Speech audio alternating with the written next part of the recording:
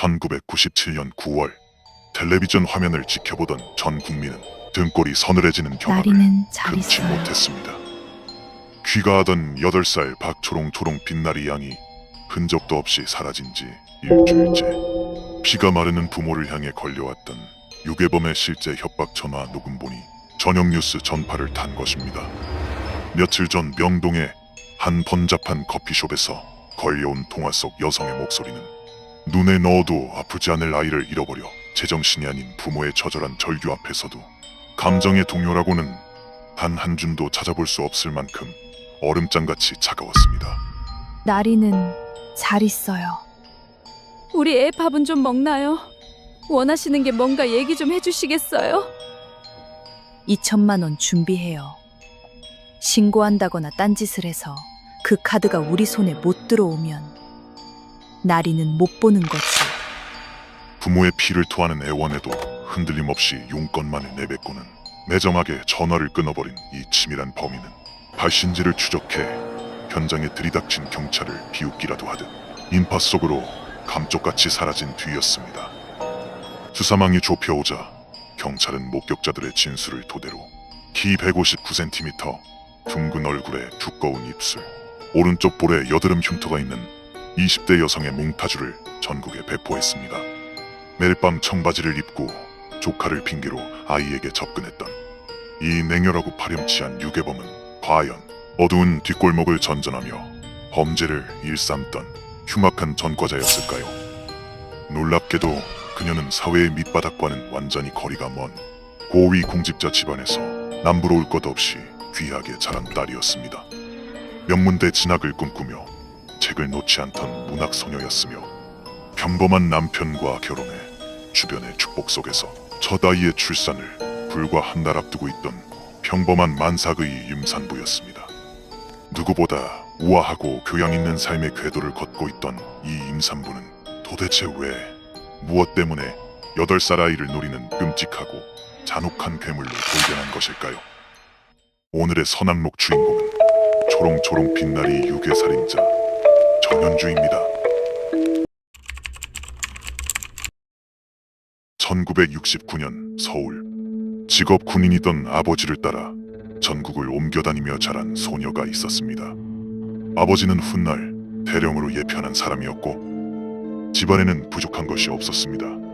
피아노와 바이올린, 미술학원을 오가며 자란 소녀의 생활 기록부에는 명랑하고 책임감이 있으며 미술에 재능이 있다고 적혀 있었습니다. 장례를 묻는 선생님 앞에서 소녀는 또박또박 답하곤 했습니다. 의사가 되고 싶어요. 아니면 글을 쓰는 사람이요. 그러나 현실은 그 약속을 비껴갔습니다. 재수 끝에 들어간 대학의 전공은 무역학이었고 흥미를 그치지 못한 그녀는 졸업 후에도 취업에 번번이 실패했습니다. 미국 유학마저 적응하지 못한 채 짧게 끝났습니다. 어린 시절 반짝이던 약속과 지금의 자신 사이에는 메우기 힘든 거리가 벌어졌고 그녀는 그 거리를 진실이 아닌 다른 방식으로 메우기 시작했습니다. 1995년 그녀는 서울예술전문대학 문예창작과에 들어가 이영극단 일을 하던 한 남자를 만났습니다. 부모의 반대를 무릅쓰고 임신한 몸으로 1997년 2월 결혼을 강행했고 신길동의 지하 단칸방이 두 사람의 신혼집이 되었습니다. 문제는 그녀에게 오래된 습관이 있었다는 것입니다. 바로 거짓말이었습니다.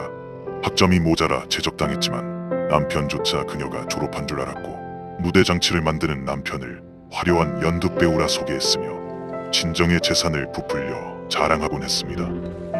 거짓으로 쌓은 화려함에는 늘 청구서가 따라붙었습니다. 사치와 낭비벽을 버리지 못한 그녀의 신용카드 빚은 눈덩이처럼 불어났고 집과 차에는 압류 딱지가 붙었습니다. 사채업자의 독촉 전화가 단칸방의 정적을 깨뜨렸습니다. 전화를 끊고 돌아선 그녀에게 남편이 무슨 일이냐 묻자 그녀는 푸른 배를 쓸어내리며 태연히 둘러댔습니다. 여보, 걱정 마. 내가 친정에 얘기해서 돈 좀 융통해 볼게. 그러나 더 이상 손 벌릴 염치도 빚을 가릴 구실도 남아있지 않았습니다. 1997년 8월 30일 오후, 늦여름의 끈적한 습기가 온몸을 감싸고 매미 소리가 요란하게 울려 퍼지는 가운데 전현주는 서초구 일대의 학원과 주변을 은밀하게 배회하고 있었습니다. 부유한 동네의 아이라면 부모들이 자식의 목숨값으로 큰 돈을 망설임 없이 내놓을 것이라 냉혹하게 계산한 것입니다. 그때 영어 학원에서 수업을 마치고 쏟아져 나오는 아이들 틈에서 그날 아침 초록색 원피스를 차려입고 집을 나섰던 박초롱초롱 빛나리 양이 그녀의 서늘한 시야에 들어왔습니다. 구김살 없이 밝은 표정의 그 아이는 잔혹한 범죄의 표적이 되기에 너무나 완벽해 보였습니다. 전현주는 천천히 발걸음을 옮겨 나리 양의 곁으로 다가갔습니다. 만삭의 배를 쓸어내리며 세상에서 가장 다정하고 선량한 이웃의 표정을 얼굴에 덧씌우고는 부드러운 목소리를 냈습니다. 꼬마야, 언니 조카도 이 학원에 다니거든. 가는 길인데 집까지 데려다 줄까? 나리 양은 한치의 의심도 없이 맑은 눈을 반짝이며 고개를 끄덕였습니다. 눈앞에 서 있는 상냥한 임산부가 자신을 캄캄한 지옥으로 끌고 갈 악마라는 사실은 꿈에도 모른 채 아이는 친근하게 언니라고 부르며 전현주의 뒤를 졸졸 따라 나섰습니다. 두 사람은 그렇게 오후의 밝은 햇살을 등지고 붐비는 인파 속으로 사라졌고, 그것이 나리 양이 세상에 남긴 마지막 뒷모습이 되었습니다. 아이를 데려간 그녀의 눈빛에는 약한 생명을 향한 일말의 동정심도 없었습니다. 오직 돈을 받아내어 자신의 삶을 지켜야 한다는 서늘한 광기만이 가득했죠. 그리고 그날 저녁, 그녀는 부모를 협박할 전화를 걸기 위해 태연히 거리로 나섰습니다. 협박 전화를 마친 후 나리 양에게 돌아온 그녀는 보채는 아이를 재우려 수면제를 먹였습니다. 하지만 어린 몸은 약에 쉽게 굴복하지 않았습니다. 하루 종일 제대로 먹지 못한 아이는 잠들지 못하고 울기 시작했습니다. 낯선 곳, 돌아오지 않는 엄마. 아이가 흐느끼며 내뱉은 건 그저 한마디였습니다. 집에 보내줘요.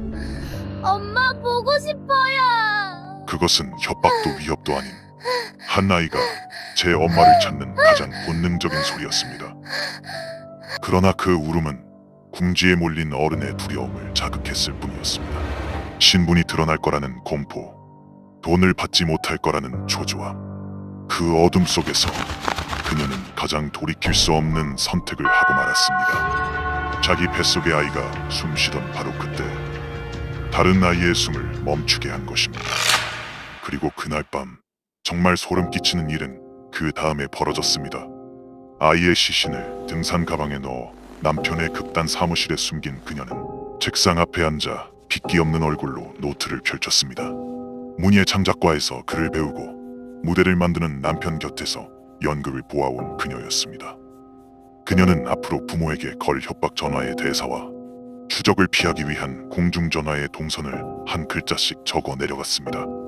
이미 세상에 없는 아이를 살아있는 것처럼 연기할 대본을 흡사 한 편의 소설을 쓰듯 빼곡히 채워넣은 것입니다. 그 메모대로 그녀는 다음날 공중전화를 옮겨다니며 두 차례 더 돈을 요구했습니다.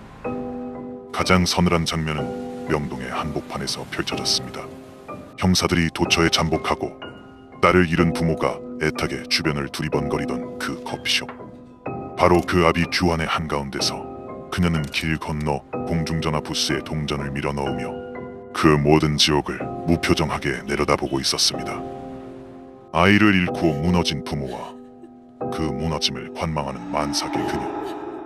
수사망은 조금씩 그러나 분명하게 좁혀오고 있었습니다. 결정적인 단서는 뜻밖에도 그녀의 가족에게서 나왔습니다. 뉴스에서 반복되던 그 차가운 음성, 익숙한 숨소리와 말끝. 세상 누구보다 딸의 목소리를 잘 아는 아버지는 그 협박 전화의 주인이 누구인지 단번에 알아차리고 말았습니다.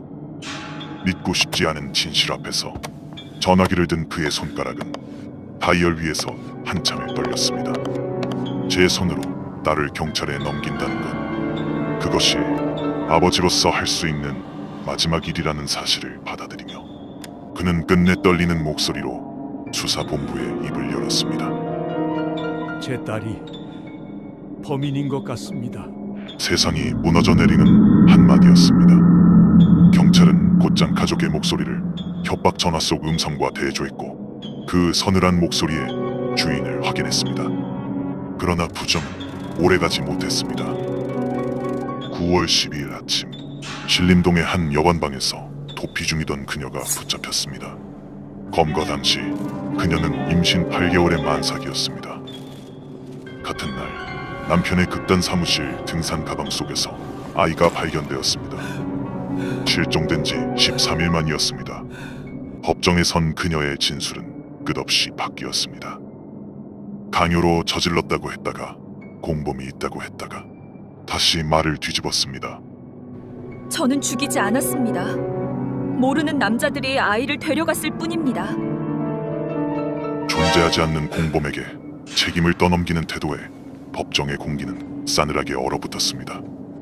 정신감정의는 그녀에게 연극성 성격 장애가 있다고 증언했습니다. 검찰은 사형을 구형했으나 재판부는 무기징역을 선고했고 대법원에서 그대로 확정되었습니다. 수감 중 출산한 그녀의 아이는 훗날 미국으로 입양을 떠났습니다. 피해를 입은 아이는 부모가 사준 분홍색 곰인형 빨간색 원피스와 함께 한 줌의 재가 되어 그 여름 가족과 함께 휴가를 갔던 대천 바다에 뿌려졌습니다. 사건 뒤 고위공직에 있던 전현주의 아버지는 세상의 지탄 속에 사직서를 내고 쓸쓸히 물러나야 했습니다. 부모는 쏟아지는 비난을 감당하지 못한 채 딸과 여언을 끊고 도망치듯 거처를 옮겨 숨어 지내야만 했습니다. 한 사람의 끔찍한 허영심이 무너뜨린 것은 결코 한 가정만이 아니었습니다. 두려움은 물 달린 괴물의 얼굴로 찾아오지 않습니다. 가장 도움이 필요해 보이는 약자의 모습으로 가장 다정한 미소를 띠고 우리 곁으로 걸어 들어옵니다. 오늘 밤 여러분의 평범한 저녁을 지키는 것.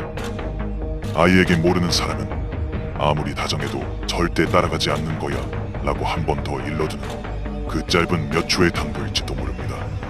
평범한 문학소녀를 살인죄로 돌변하게 만든 것은 감당할 수 없었던 빚의 무게였을까요? 아니면 타인의 생명조차 자신의 허영을 가리는 도구로 여겼던 내면의 공허함이었을까요? 판단은 여러분의 몫입니다.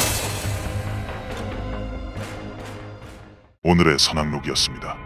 누군가의 그럴듯한 거짓말이나 위장된 모습에 속아 등골이 서늘해졌던 순간이 있으신가요?